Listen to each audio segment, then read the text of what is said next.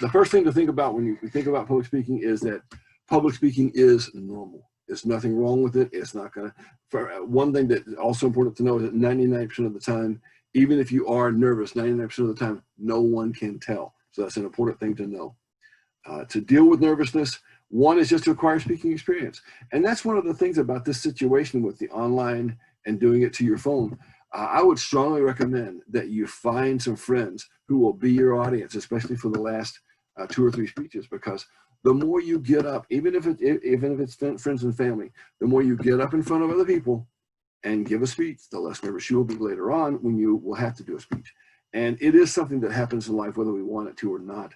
My wife is not a big fan of public speaking, would rather not do it, and yet she finds herself doing it on a regular basis because she's so good at her job. Her boss will suddenly in the middle of a meeting say, "Oh, Vicki, why don't you stand up and tell everybody about this project that you're doing?" And here's someone who doesn't like public speaking, all of a sudden has to get up and do that. So acquire public speaking experience. The book talks about prepare, prepare, prepare. I'm going to come back to that because I have 3 of my own in terms of dealing with this. Think positively.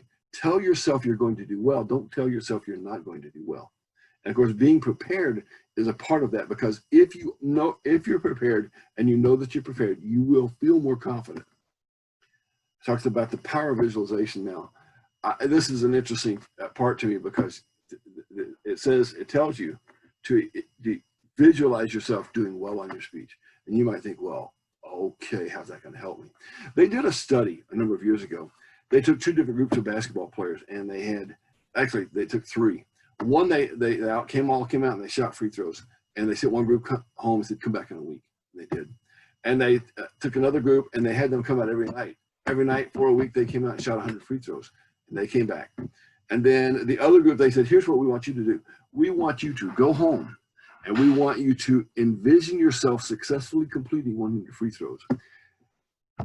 Now, when I first read this, I thought, okay, I'm not quite sure how that's going to help, but you're saying that it might have helped them, so we'll read this study. They brought back the group that had not practiced. Of course, there was no improvement.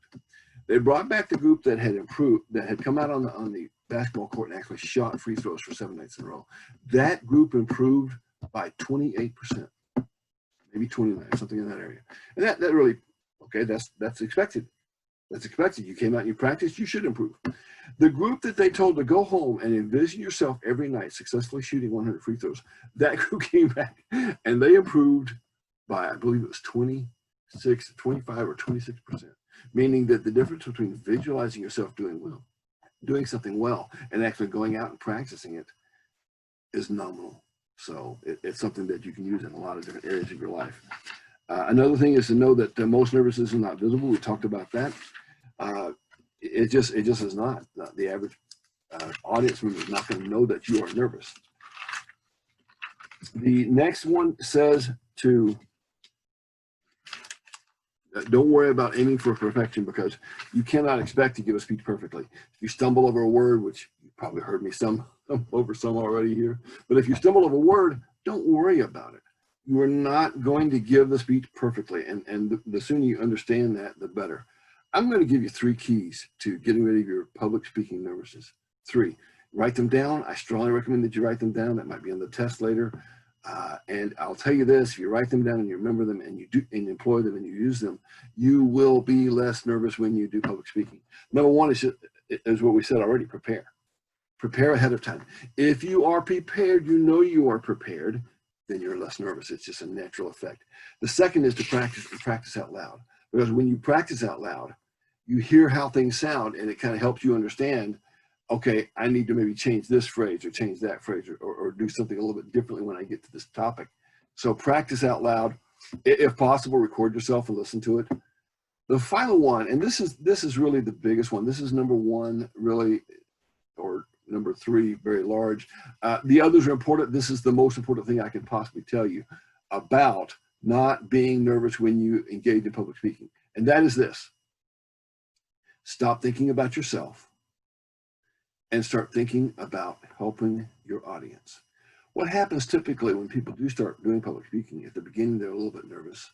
And along the way, they really do stop thinking about themselves, and they do start thinking about the audience. And then at that point in time, it all drains out of them. If you go up with that approach, I'm here to help. That's all I'm here for.